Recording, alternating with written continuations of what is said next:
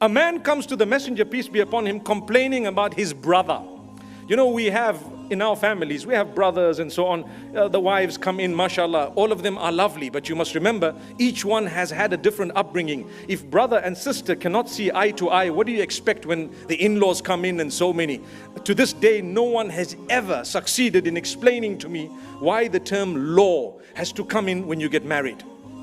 No one. Why do they say in-laws, you know? Why didn't they say in-loves, you know? I thought maybe it might be an Indian accent, you know, when they say they are in law, you know. So, may Allah subhanahu wa ta'ala grant us ease.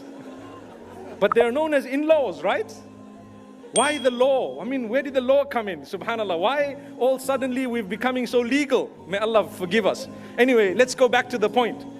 So, the brother comes and he says, "Oh messenger, my brother's doing nothing. I'm spending on him, I'm giving him money, I'm giving him his monthly expense, and I'm actually taking care of him. And now I'm tired of this and I don't know how long this is going to carry on," and so on. Doesn't this happen in some of our families? I mean, you know, in the extended families, we're taking care of one of the guys and you know, he happens to be a person who's struggling with the job, struggling with something, and we're just giving them. And sometimes in some homes, the wife comes in and she says, "Hey, are you going to keep on giving this guy?" You know? Subhanallah. And that's where the brother has to chip in and say, "Hey, that's my brother, leave me alone."